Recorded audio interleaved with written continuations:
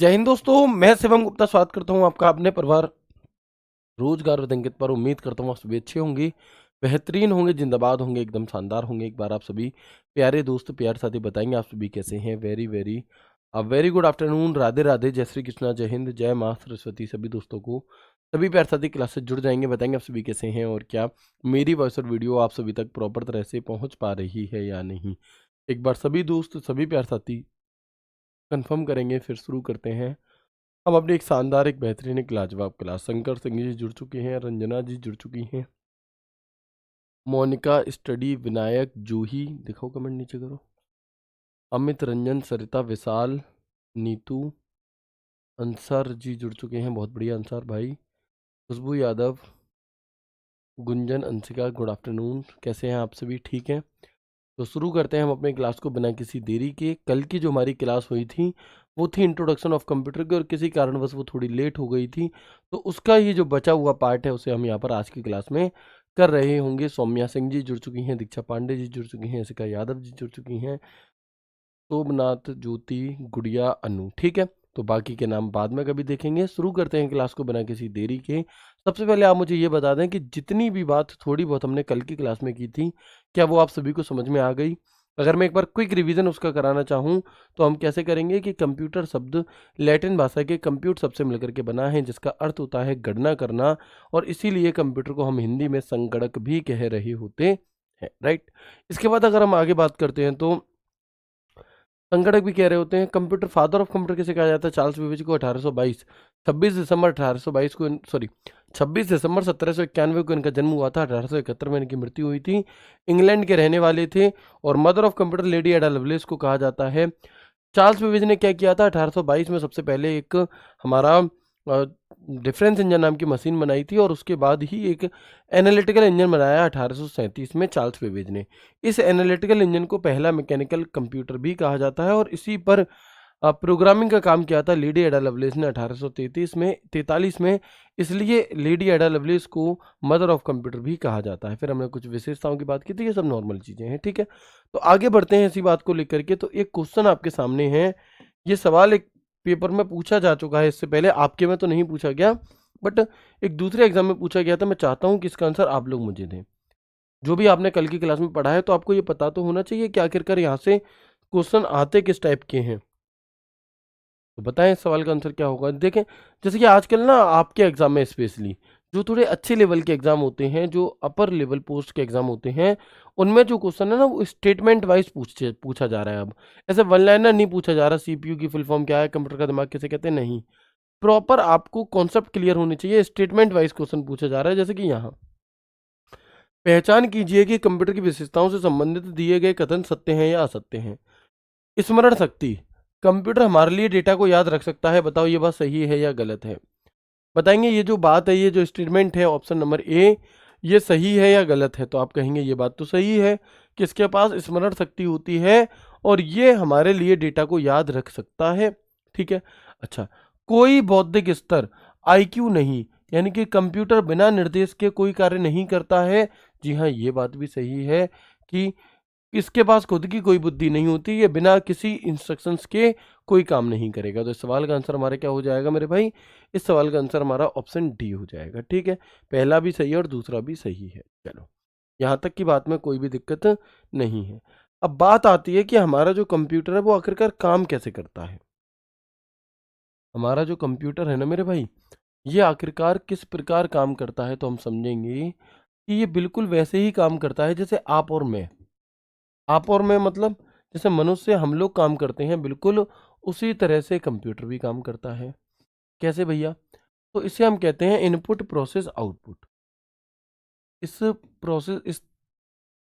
हम कहते हैं इनपुट प्रोसेस आउटपुट, यानी कि जो हमारा कंप्यूटर है वो इनपुट प्रोसेस आउटपुट के अकॉर्डिंग काम करता है। हम ऐसे कैसे करते हैं, इसका क्या मतलब है, क्या होता है इनपुट, क्या होती है प्रोसेस, क्या होता है आउटपुट। तो देखिए, आप किसी भी काम को तब तक नहीं करेंगे जब तक कोई आपसे कहेगा नहीं।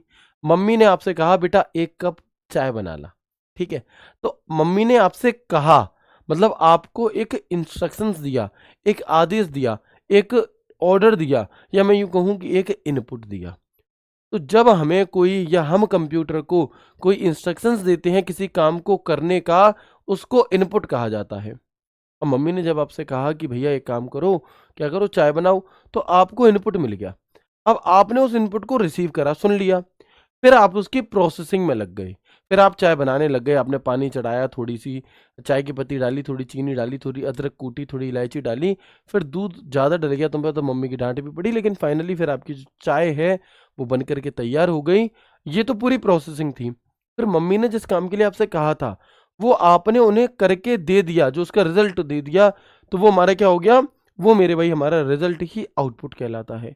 तो बिल्कुल इसी तरह से हमारा कंप्यूटर काम करता है कि जब भी हमें अपने कंप्यूटर से कोई भी काम करवाना होता है तो सबसे पहले हम उसे क्या देते हैं मेरे भाई, सबसे पहले हम उसे एक इनपुट देते हैं।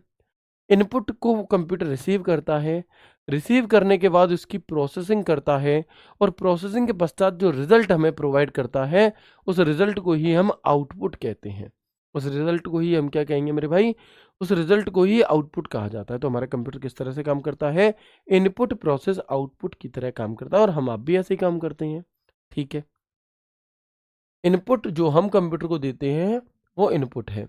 अच्छा, अब ये जो प्रोसेस है ये होती कहाँ पर है, ये जो प्रोसेसिंग का काम है ये आखिरकार कहाँ पर होता है, तो हम याद रखेंगे कि प्रोसेस आपकी होती है सीपीयू में। कहाँ पर मेरे भाई, तो हम कहेंगे कि जो प्रोसेस होती है वो आपकी सीपीयू में होती है। तो सबसे पहले हम जानते हैं अब यहाँ पर कि सीपीयू की फुल फॉर्म क्या होती है। What is the full form of CPU, CPU का पूरा नाम क्या है, तो याद रखिएगा कि सेंट्रल प्रोसेसिंग यूनिट। भाई देखो, जो लोग पहले मुझसे पढ़ चुके हैं हो सकता है उन्हें ये सभी चीज़ें बहुत आसान लग रही हों, लेकिन मैं यहाँ पर बिल्कुल बेसिक से लेकर के चलूँगा, क्योंकि कई सारे साथी ऐसे हैं जिन्होंने पहले कभी कुछ भी नहीं पढ़ा। ठीक है, तो सीपीयू की हमारी फुल फॉर्म क्या होती है दोस्त, सीपीयू की फुल फॉर्म हो जाती है सेंट्रल प्रोसेसिंग यूनिट। अच्छा, इसी सीपीयू को हम एक और अन्य नाम से भी जानते हैं, यानी कि इसी सीपीयू को ब्रेन ऑफ कंप्यूटर भी कहा जाता है। क्या कहा जाता है मेरे भाई, इसी को ब्रेन ऑफ कंप्यूटर भी कहा जाता है, यानी कि मैं कह सकता हूँ कि इसी को कंप्यूटर का मस्तिष्क भी कहा जाता है, कंप्यूटर का दिमाग भी कहा जाता है। ठीक है, चलो हम इसे क्या कह सकते हैं, मैं ये कह सकता हूँ कि ब्रेन ऑफ कंप्यूटर यानी कि कंप्यूटर का दिमाग भी इसे कहा जा सकता है। ठीक है, अब बात आती है कि जो सीपीयू होता है हमारा, इसे हम तीन भागों में डिवाइड करते हैं, या मैं यूं कहूँ तीन घटकों में बांटते हैं, तीन यूनिट्स में बांटते हैं। सीपीयू को हम तीन यूनिट्स में बांटते हैं। कौन कौन सी यूनिट होती हैं वो, तो ध्यान देंगे, एक तो होती है आपकी एएलयू, एक होती है आपकी सीयू, और एक यूनिट होती है हमारी एमयू। कौन सी, एक होती है एएलयू, एक होती है सीयू, एक होती है एमयू। तो एएलयू की फुल फॉर्म क्या है, एक तो ये पूछी जाती है, what is the full form of ALU, तो हम कहेंगे arithmetic logic unit. Arithmetic logic unit होती है एएलयू की फुल फॉर्म।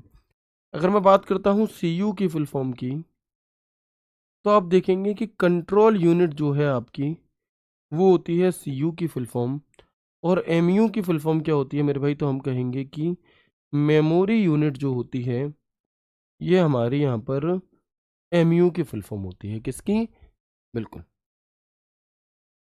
बहुत अच्छी। ठीक है, तो हम कहेंगे वेरी गुड, कोई बात नहीं भैया, आपने पढ़ा है नहीं पढ़ा, आप यहाँ से सब चीज़ें अच्छे से कर लोगे। ठीक है, ये सच्ची पांडे जी हैं, विनायक शर्मा जी हैं, बबली जी हैं, सिया सिंह है, राधे राधे। ठीक है, तो इतनी बात आपको समझ में आई कि सीपीयू जो होता है, जिस जो प्रोसेसिंग का काम करता है, इसकी फुल फॉर्म होती है सेंट्रल प्रोसेसिंग यूनिट, और इसे हम ब्रेन ऑफ कंप्यूटर के नाम से भी जानते हैं। इस सीपीयू को तीन घटकों में बांटा जाता है, तीन यूनिट्स में क्लासिफाइड किया जाता है, वर्गीकृत किया जाता है। तो एक मोस्ट कॉमन सवाल तो ये पूछ लिया जाता है कि बताओ दिए गए चार विकल्पों में से कौन सा हमारा सीपीयू का एक घटक, एक यूनिट नहीं है। तो वहां पर आपको तीन ऑप्शन देख, चार ऑप्शन मिलते हैं, तीन ये होंगे, इनके अलावा जो भी चौथा होगा, इनके अलावा मेरे भाई जो भी चौथा होगा वही हमारा क्या हो जाएगा, वही हमारा इसका पार्ट नहीं होगा। ठीक है, एक इनकी फुल फॉर्म पूछ ली जाती है कि एएलयू की फुल फॉर्म क्या है, तो हम कहेंगे अर्थमेटिक लॉजिक यूनिट होती है। सीयू की फुल फॉर्म क्या है, तो हम कहेंगे कंट्रोल यूनिट होती है। और अगर मैं एमयू की बात करूं तो इसकी फुल फॉर्म मेमोरी यूनिट होती है।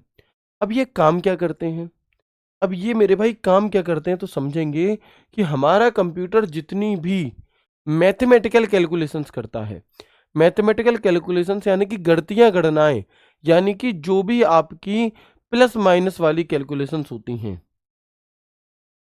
प्लस माइनस गुणा भाग वाली जो कैलकुलेशंस होती हैं, वो हमारा एएलयू करता है।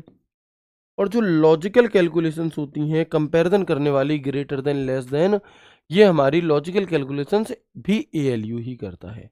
तो मैं ये कह सकता हूँ कि जो सीपीयू का एएलयू वाला पार्ट है, ये हमारे कंप्यूटर की गणितीय व तार्किक गणनाएं करता है।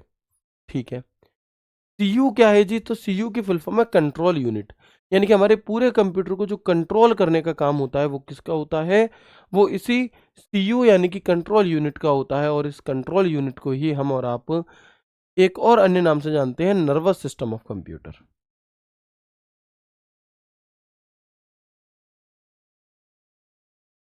इसको हम कंप्यूटर का तंत्र या मैं यूं कहूं कि नर्वस सिस्टम ऑफ कंप्यूटर भी कहते हैं।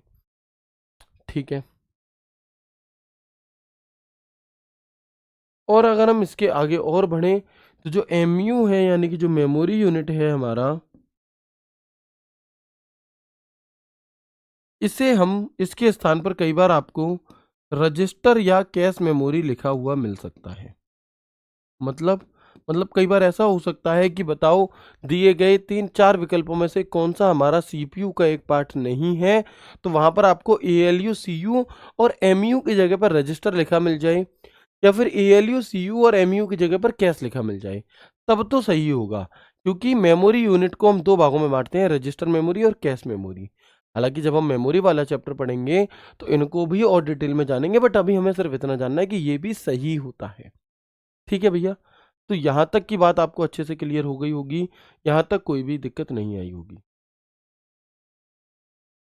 ठीक है, तो हम यहाँ से ये कह सकते हैं कि कंप्यूटर एक एक इलेक्ट्रॉनिक कंप्यूटर एक इलेक्ट्रॉनिक डिवाइस है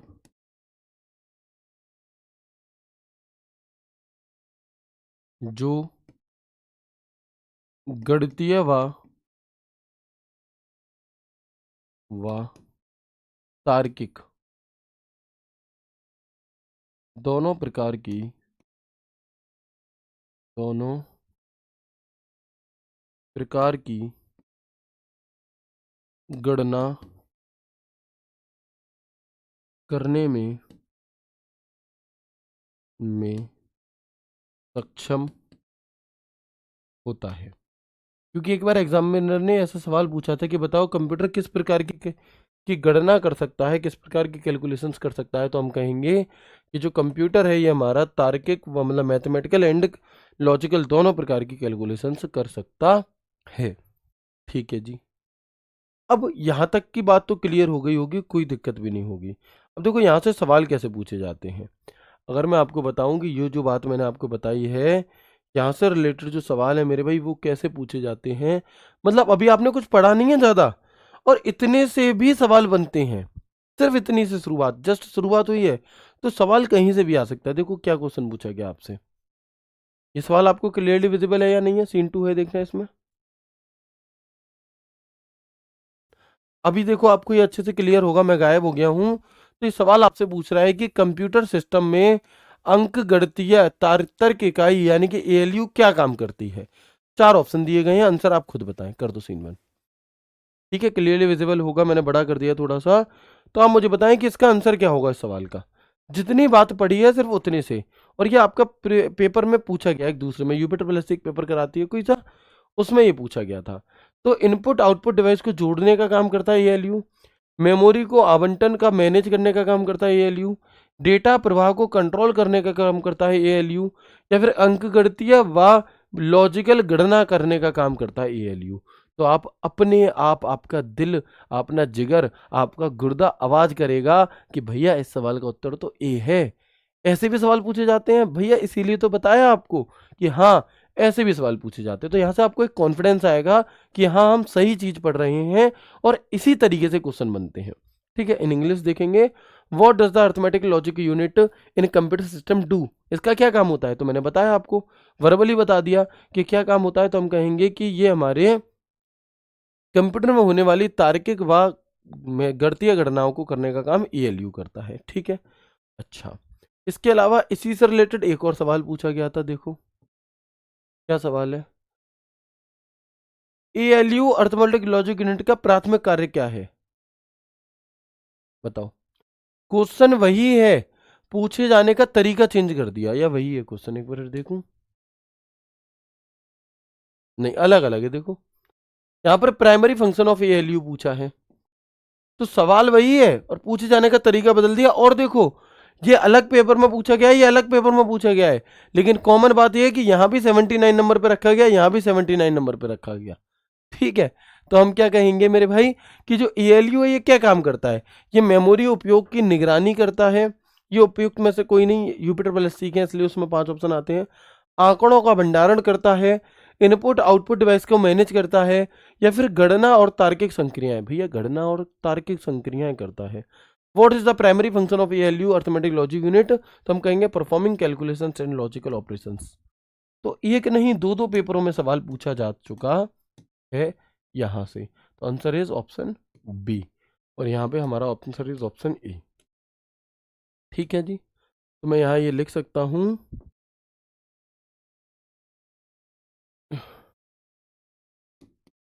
एएलयू की सहायता से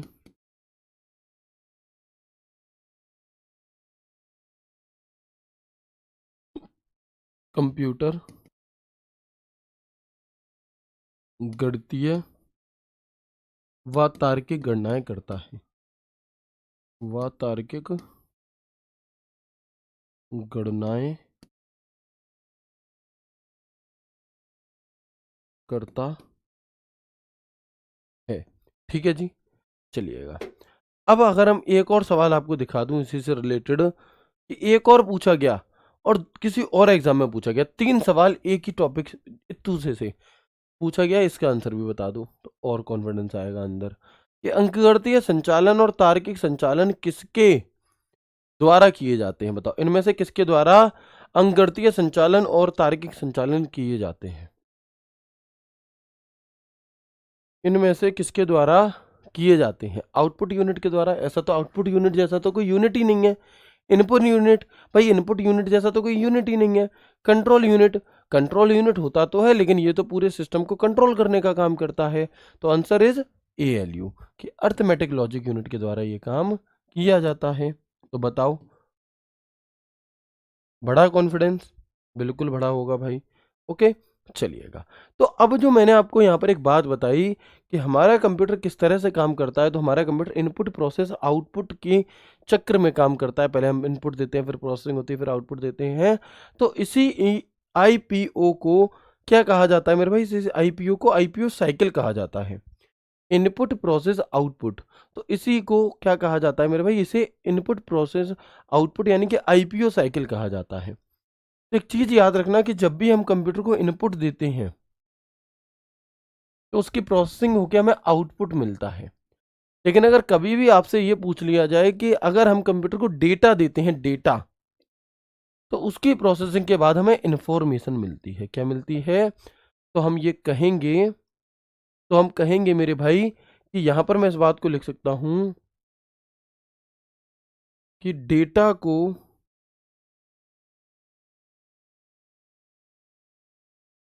मैं इसे अगले पेज पे लिख देता हूं,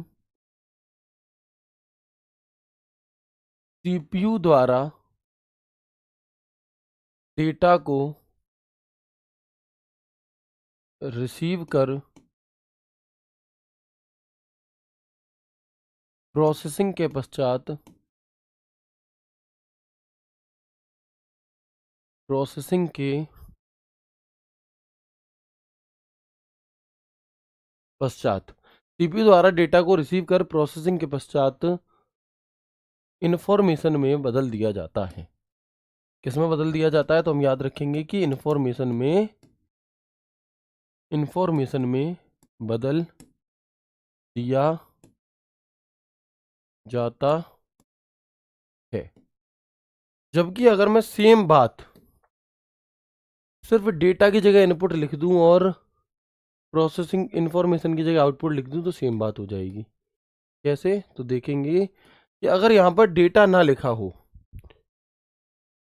तो यहाँ पर अगर यहाँ पर इनपुट लिखा होता है कि सीपीयू द्वारा इनपुट को रिसीव कर प्रोसेसिंग के पश्चात आउटपुट में बदल दिया जाता है। तो जब हम कंप्यूटर को इनपुट देते हैं तो हमें आउटपुट मिलता है और जब हम डेटा देते हैं तो हमें इन्फॉर्मेशन मिलती है। ठीक है, चलिए, तो इसी बात को एक तो इस फोटो के माध्यम से समझा दिया।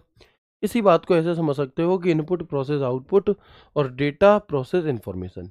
आप कहोगे भैया डेटा क्या होता है? डेटा का मतलब होता है रॉ मटेरियल।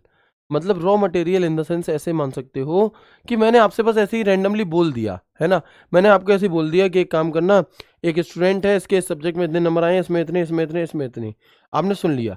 लेकिन उसे जब आप प्रॉपर टेबल में कन्वर्ट करके प्रॉपर उसकी मार्कशीट बना दोगे, वो हमारा प्रोसेस्ड मटेरियल होगा। अनफॉर्मेटेड जो इन्फॉर्मेशन होती है वो डेटा, फॉर्मेटेड इन्फॉर्मेशन आपकी इन्फॉर्मेशन है ना। मतलब जैसे मान लो मैं कहूँ कि एक तरफ तो हमारे पास क्या है, ईंट गिट्टी बालू सीमेंट है, और एक तरफ बना हुआ मकान है। तो जो डेटा है वो तो हो गया ईंट गिट्टी बालू सीमेंट, और प्रोसेसिंग के बाद जो इन्फॉर्मेशन में हुआ वो हमारा ही वो रिजल्ट हो गया। ठीक है, चलिए, तो यहाँ तक की बात तो क्लियर हो गई, कोई दिक्कत नहीं है। अच्छा, अब अगर हम बात करते हैं, पहले एक बार मुझे कंफर्म करते हैं क्या यहाँ तक की बात क्लियर है? क्या यहाँ तक मैंने आपको जो भी बातचीत बताई वो क्लियर है? उसमें कोई भी किसी भी प्रकार की दिक्कत परेशानी या फिर समस्या तो नहीं है? इस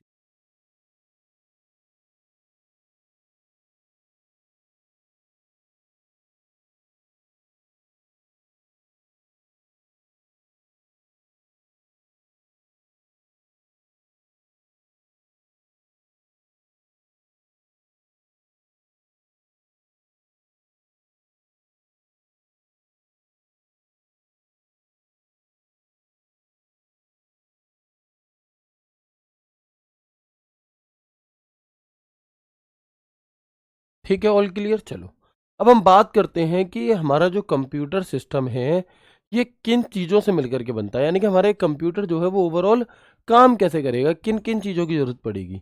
तो इसे हम एग्जाम्पल से समझेंगे अपने शरीर से। जैसे अगर मैं यूँ कहूँ कि मेरा जो शरीर है जिसे आप देख पा रहे हो, छू पा रहे हो, तो ये तो हो गया हमारा, ये तो हो गया मेरे भाई हमारा क्या, हार्डवेयर। ठीक है, आत्मा हो गई सॉफ्टवेयर जिसे आप छू नहीं सकते, और एक होता है ह्यूमन वेयर। मतलब हमारा जो कंप्यूटर है वो तीन चीज़ों से मिलकर के बनता है, प्रॉपर तरह से काम करता है। एक तो हार्डवेयर, एक सॉफ्टवेयर, और एक ह्यूमन वेयर। अगर हार्डवेयर है मतलब मेरे पास माउस कीबोर्ड वगैरह सब कुछ है, लेकिन कंप्यूटर के अंदर सॉफ्टवेयर नहीं है, और चलाने वाला ह्यूमन वेयर कौन होता है? कंप्यूटर यूजर, जो उपयोग करता होता है, जो कंप्यूटर पर काम करता है, वो ह्यूमन वेयर होता है। तो अगर हार्डवेयर है, ह्यूमन वेयर है, लेकिन सॉफ्टवेयर नहीं है, तो कंप्यूटर किसी भी काम का नहीं है। अच्छा, अगर मैं बात करूं कि सॉफ्टवेयर है, ह्यूमन वेयर है, लेकिन हार्डवेयर ही नहीं है, तो भी किसी काम का नहीं है। अच्छा, सॉफ्टवेयर भी है, हार्डवेयर भी है, लेकिन चलाने वाला नहीं है, तब भी किसी काम का नहीं है। इन तीनों चीज़ों के मिलने से, इन तीनों चीज़ों के कोऑर्डिनेशन से ही कंप्यूटर चलता है, बिल्कुल हमारी शरीर की तरह। मान लो हमारा शरीर लाइक अ हार्डवेयर। अब मेरा शरीर शरीर है, इसमें आत्मा नहीं है, तो क्या ये चलेगा? मेरा शरीर शरीर है, आत्मा नहीं है, परमात्मा ह्यूमन वेयर यानी कि हमें चलाने वाला, यानी कि ऊपर वाला, तीन चीजें उससे हम चलते हैं, एक शरीर, एक आत्मा, एक परमात्मा। अब अगर ये सोचो कि मान लो मैं हूं, मेरा शरीर है, आत्मा नहीं है, तो भाई परमात्मा नहीं चला सकते हमें। अच्छा, शरीर नहीं है, आत्मा आत्मा है, भाई ये तो और ज्यादा खतरनाक हो गया, तो भी नहीं चल पाएंगे।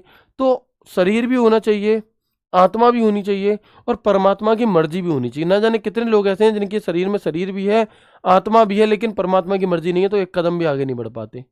तो जैसे हमें चलने के लिए, हमें चलाने के लिए हमारे यूजर ऊपर बैठे हैं, ह्यूमन है ना, हमारे भगवान जी, बिल्कुल उसी तरह से कंप्यूटर को के भगवान जी हमें एक तरह से मान लो, है ना, कि हम उसके ह्यूमन वेयर हैं।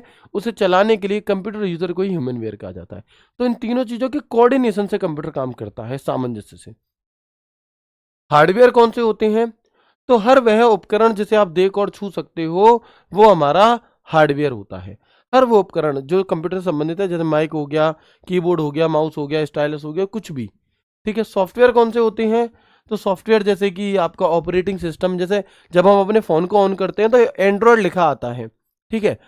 या फिर आप देखेंगे कि व्हाट्सअप हो गया, इंस्टाग्राम हो गया, ये सब हमारे सॉफ्टवेयर हैं। और ह्यूमनवेयर यानी कि हम लोग, यानी कि जो प्रोग्रामर डेवलपर होते हैं, जो प्रोग्राम बनाते हैं, ये यूजर्स होते हैं जो कंप्यूटर को चलाते हैं, है ना, तो ये हमारे हो जाते हैं। ओके। इसी बात को मैं ऐसे दिखा सकता हूँ कि हार्डवेयर यानी कि उपकरण जिसे हम देख और छू दोनों सकते हैं, वे तो हो गए हमारे हार्डवेयर। सॉफ्टवेयर जो कंप्यूटर को चलाने में मदद करते हैं, और ह्यूमनवेयर जो कंप्यूटर को चलाने वाला, जैसे ये सेठ जी यहाँ बैठे हैं, बहुत ध्यान से इन्होंने अब आर ओ का, मतलब इसका आर ओ को ये टारगेट कर रहे हैं, अपील बैच इन्होंने लिया है, तो बहुत ध्यान पूर्वक ये पढ़ रहे हैं यहाँ पे। ठीक है। तो ये इन तीनों चीज़ों के कोऑर्डिनेशन से ही हमारा कंप्यूटर चलता है। अब बात आती है हार्डवेयर को हम कैसे पहचानेंगे कि कोई चीज़ हार्डवेयर है या नहीं है। तो जिन्हें हम छू सकते हैं, वह देख भी सकते हैं, दोनों काम कर सकते हैं, वे हार्डवेयर होते हैं। हर वो डिवाइस जैसे देख और छू सकते हो, इसे देख और छू पा रहा हूँ, जी हाँ, ये हार्डवेयर है। इन्हीं को हम टेंजिबल डिवाइस के नाम से भी जानते हैं। मतलब जितने भी हार्डवेयर हैं इन सबको हम टेंजिबल डिवाइस के नाम से भी जानते हैं, which we can both touch and see, also called tangible device. वे डिवाइस जो सॉफ्टवेयर को कमांड देती हैं या सॉफ्टवेयर की कमांड पर काम करती हैं। Devices that gives command to the software और work on the command of the software. यानी कि हम हार्डवेयर के द्वारा कंप्यूटर को कोई कमांड दे भी सकते हैं, और हमें कई बार क्या करता है, हमें हमें कई बार हमारा कंप्यूटर भी हार्डवेयर को कमांड दे देता है। आपका बेटा है क्या भैया, मेरी शादी नहीं हुई दोस्त, तो बेटा कहाँ से आएगा? ठीक है। चलो, तो हार्डवेयर जितने भी डिवाइस हैं, चाहे वो इनपुट डिवाइस हो, चाहे वो सीपीयू हो, चाहे वो प्रोसेसिंग डिवाइस हो, चाहे सीडी डीवीडी पेन ड्राइव कुछ भी हो, सब के सब उपकरण, हर उपकरण जिसे तुम देख और छू पा रहे हो, वो हार्डवेयर है हमारा। ठीक है जी। सॉफ्टवेयर क्या होते हैं? तो सॉफ्टवेयर वे होते हैं जिन्हें हम देख तो सकते हैं, सॉरी, जिन्हें हम देख तो सकते हैं लेकिन छू नहीं सकते। ठीक है। जैसे ऑपरेटिंग सिस्टम, जैसे व्हाट्सअप को देख सकते हो लेकिन छू नहीं सकते। इन्हें हम इंटेंजिबल डिवाइस भी कहते हैं। इनको इंटेंजिबल डिवाइस भी कहा जाता है।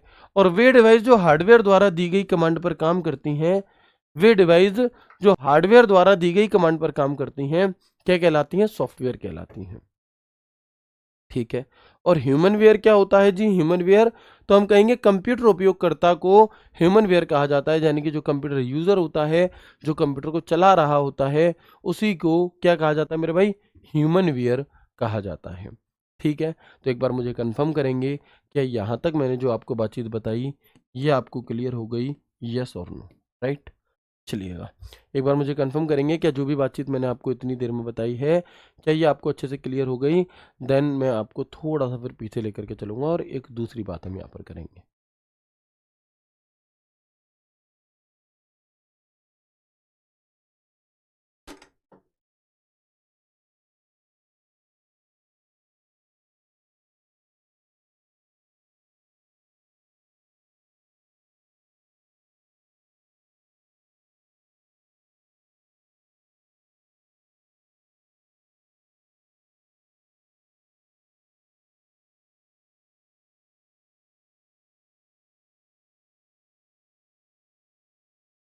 All clear? चलिए। अच्छा, मैंने यहाँ पर आपको एक बात बताई, इनपुट प्रोसेस आउटपुट। ठीक है। तो एक कंप्यूटर हार्डवेयर का जो हमारा चैप्टर आता है, जिसे हम आगे थोड़े दिनों बाद पढ़ेंगे, तो कंप्यूटर हार्डवेयर हमसे ये कहता है कि इनपुट डिवाइसेस होती हैं, आउटपुट डिवाइसेस होती हैं, तो कैसे पता चलेगा कौन सी इनपुट है, कौन सी आउटपुट है? तो आप ये समझो, सबसे पहले आपको ये पता होना चाहिए इनपुट क्या होता है। तो हम कंप्यूटर से जब भी कोई काम कराना चाहते हैं, उस काम को कराने के लिए हम जो उसे इंस्ट्रक्शंस देते हैं, उस इंस्ट्रक्शंस को ही क्या कहा जाता है मेरे भाई? इनपुट कहा जाता है। इनपुट क्या होता है? तो आप यहां समझिए,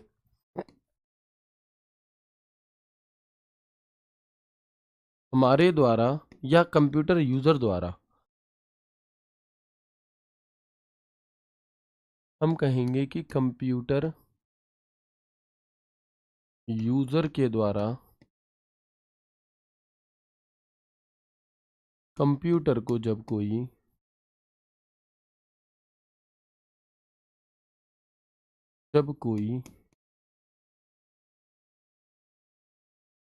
इंस्ट्रक्शंस दिया जाता है,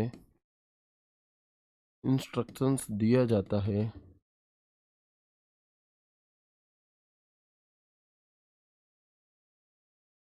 वो ही इनपुट है, वो ही इनपुट कहलाता है, इनपुट कहलाता है, कहलाता है। और मैं यहाँ पर एक लाइन और ऐड कर सकता हूं कि इनपुट जिन डिवाइसेस की, जिन डिवाइसेस की सहायता से दिया जाता है, सहायता से दिया जाता है, इनपुट डिवाइसेस कहलाती हैं। क्या कहलाती हैं? तो हम कहेंगे इनपुट डिवाइसेस, डिवाइसेस कहलाती हैं। ठीक है, तो इस बात का मतलब क्या हो गया? इस बात का मतलब हो गया, इनपुट का मतलब क्या है कि कंप्यूटर यूजर के द्वारा कंप्यूटर को जब कोई इंस्ट्रक्शंस दिया जाता है, वो इंस्ट्रक्शंस देना ही क्या है? इनपुट है। ठीक है, आउटपुट क्या चीज होती है? आउटपुट तो हम कहेंगे कि कंप्यूटर द्वारा, कंप्यूटर द्वारा इनपुट को रिसीव कर,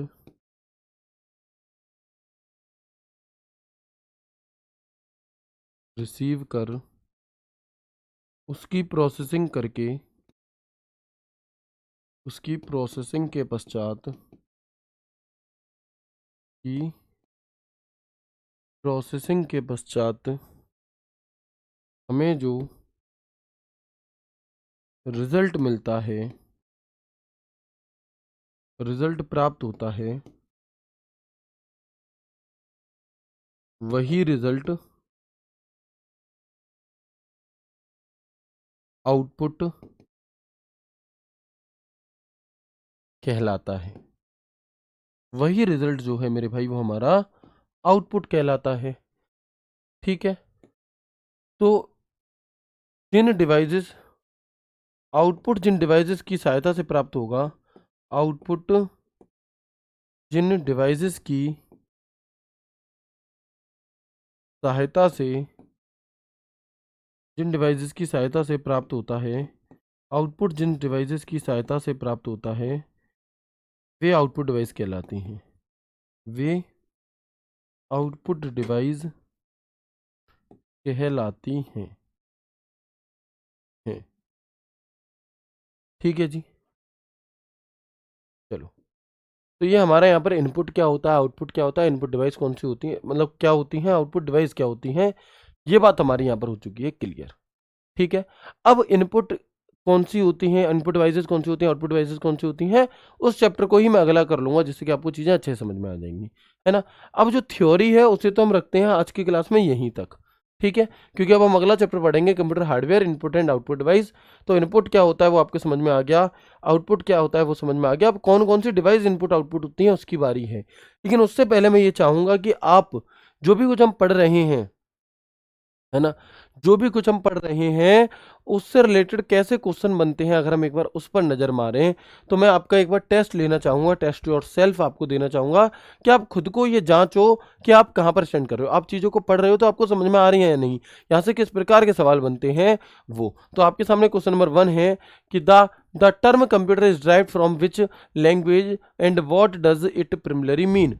कंप्यूटर शब्द किस भाषा से आया है और इसका मुख्य अर्थ क्या होता है, बताएं।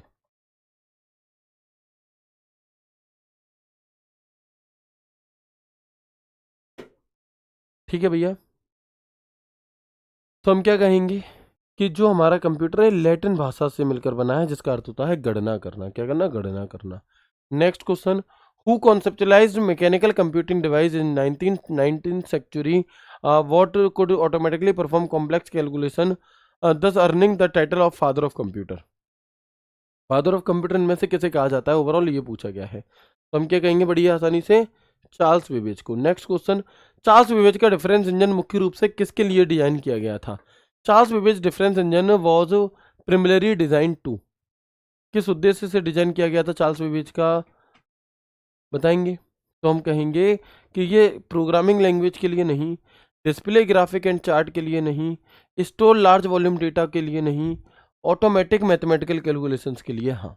नेक्स्ट क्वेश्चन आपके सामने है question number 4, who is recognized as the mother of computer for having compose the first algorithm intended to be processed by a machine.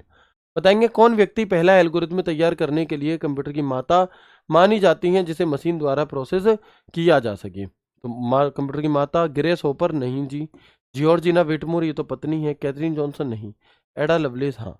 Next question, the observance of computer literacy day aims to enhance the awareness of computer knowledge and digital skill among the population। Computer साक्षरता दिवस का आयोजन लोगों के बीच computer ज्ञान और digital कौशल को बढ़ावा देने के लिए किया जाता है। ये दिवस कब मनाया जाता है बताओ? कंप्यूटर साक्षरता दिवस कब मनाया जाता है? 4 फरवरी को? जी नहीं, 4 फरवरी को तो कैंसर डे होता है। 21 अप्रैल को सिविल सर्विसेज डे होता है। और मेरा हैप्पी बर्थडे भी होता है इसी दिन, ठीक है। 1 अगस्त को हमारा WWW डे मनाया जाता है।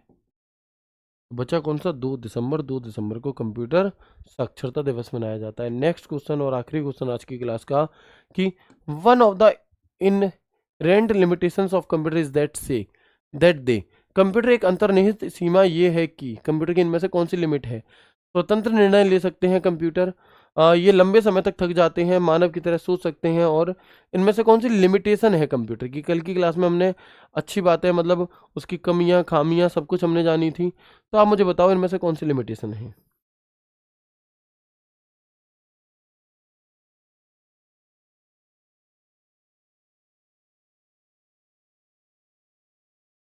तो हम क्या कहेंगे मेरे भाई? हम कहेंगे कि ऑप्शन बी, हर कार्य के लिए प्रोग्राम निर्देशों पर निर्भर रहते हैं। ये आपका क्वेश्चन ऑफ द डे है जो आपके होमवर्क के लिए है। इस सवाल का उत्तर जो है वो आप लोग मुझे कहाँ देंगे? इसी वीडियो के नीचे कमेंट बॉक्स में कमेंट करके, वह जो हमारा टेलीग्राम डाउट ग्रुप ओपन होता है उस टेलीग्राम डाउट ग्रुप में आप मुझे कमेंट करके बताएंगे कि आपको ये क्लास जो है ये कैसी लगी, और ये 2 क्लासेस जो हमारी हुई हैं ये कैसी लगी। मिलते हैं आपसे आगे की क्लास में, तब तक ख्याल रखिए अपना, खुश रहिए, हंसते मुस्कुराते रहिए।